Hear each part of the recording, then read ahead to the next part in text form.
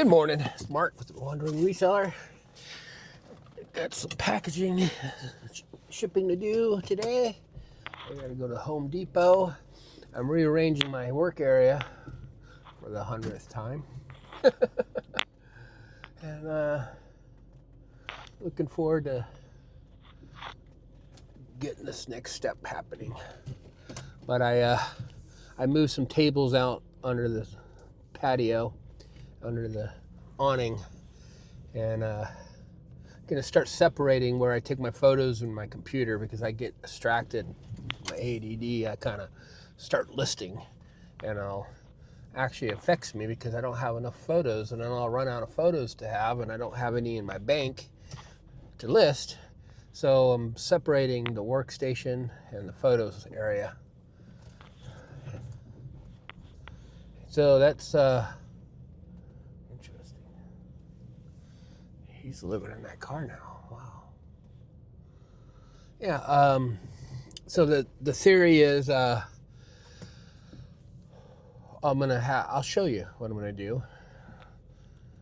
I'm gonna be adding shelves above the workstation. I saw one of the YouTubers at eBayers. Well, he sells on What's Not, and he put painter's tape on the numbers, made numbers for when someone ordered. It's easier to organize. And I was like, wow, that'd be nice, just to, because I like listing in batches of 25, so I make sure that my SKU numbers are all consistent, and they don't. When I list individually, I'll make mistakes, on a lot of mistakes, from item specifics to changing the SKU number to be inaccurate, and I do things in batches, and so that's why I'm changing the outside. I'm making it just be photos. So the goal would be, as I buy from auctions and go to flea markets, I gather the information. So I'll have shelves that I separate these items into, and once I have enough items in those on the shelves, which will be little plastic totes, I'll be able then to do my batches of 25s, and that way when I do go on my little trips, my vacations, I'll have 1,000 photos ready to upload, so I can go fishing for 4 hours and then come back and work for a couple hours and list all these items and not miss a beat. I'll still not be taking a vacation, because I have to keep this engine going until I get back to listing and scheduling in advance, and I'll explain that in a few of my videos. But until I'm downsizing my inventory, I'm getting rid of all my magazines, so I'm putting them in lots of 10s and 12s, and shipping them out for $9.95, and just trying to blow them out. And I have about 4,000 more to do. I've done 1,000. I've actually sold about 30 lots out of the 125 or 115 lots I've done so far. And so I kind of found the price point that's moving them.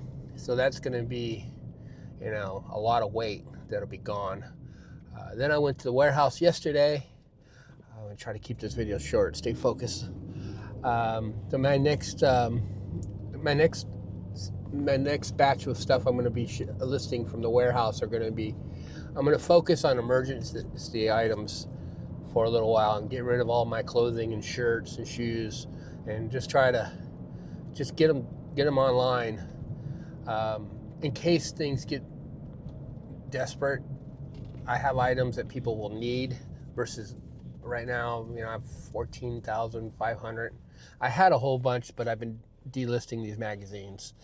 So I've got about 14,000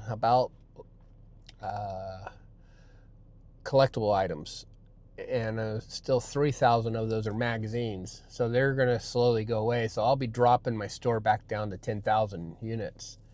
And then I'm going to start buying again at auctions, and online auctions, and going to flea markets for smalls for a while, and then list all the items I have at the warehouse that are emergency. Like, people need shoes.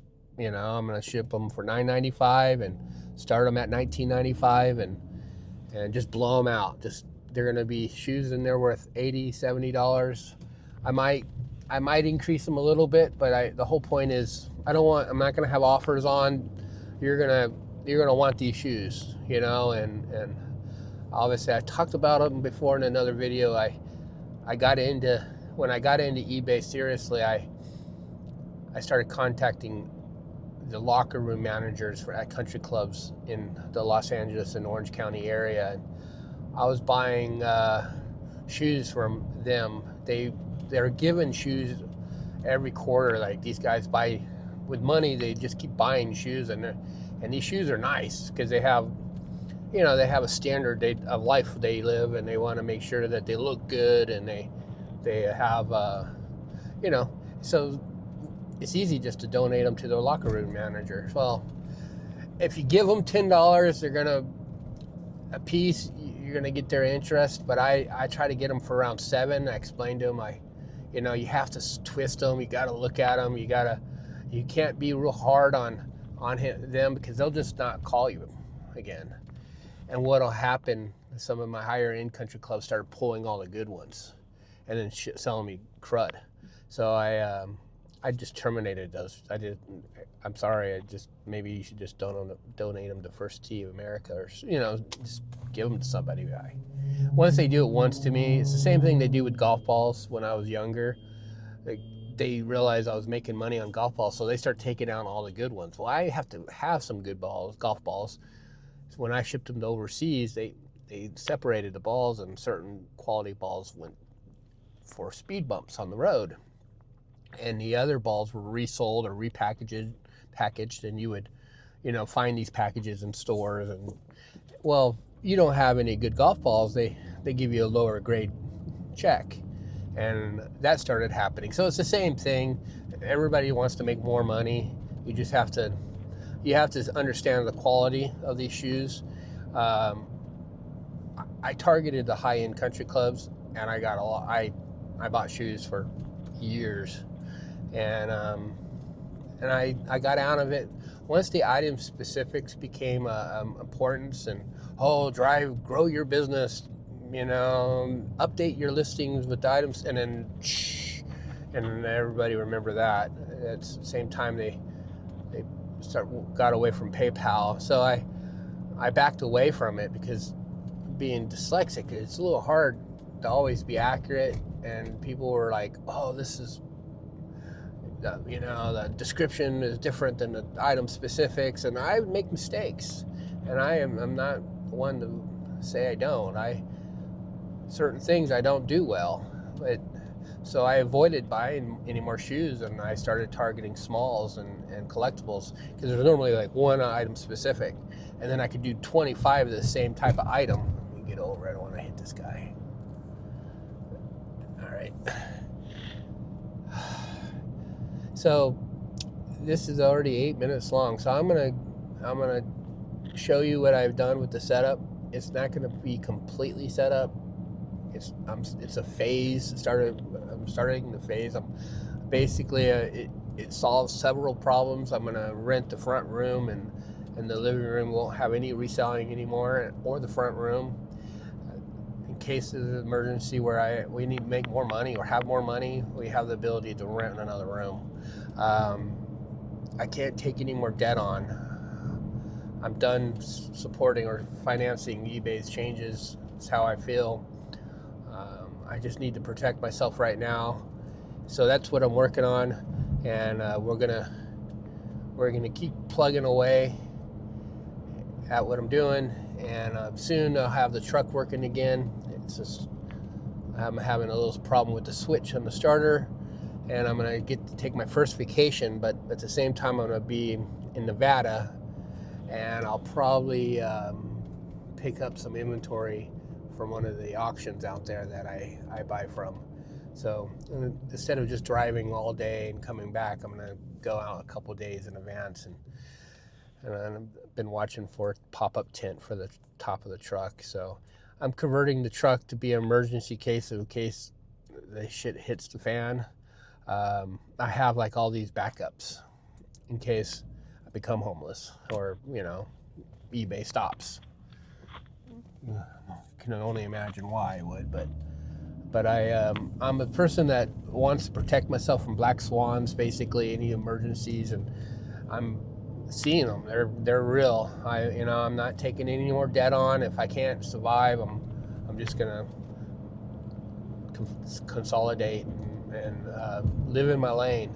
So right now I'm at 10 minutes. So let me cut this. Maybe I'll do some overview, show you what I'm talking about when I talk about the video. Thank you guys. That was disappointing.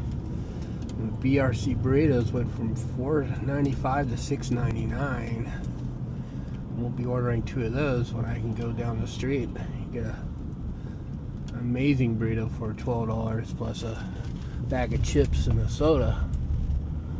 Yeah, it was like I went to once a month I go down to the beach and eat at Woody's Dwarf, and I didn't order coffee this time. They gave me a surcharge, and I asked her what the surcharge was for. She goes, it's like Amazon. Yeah, I'm done eating. They do great work here. So at $11.90 I got packed chicken, chips, soda. At El Pollo Loco I would have spent $12.95 for 2 small burritos, half the size, and that's it. So I got to start supporting local family restaurants. Just ones that don't do surcharges.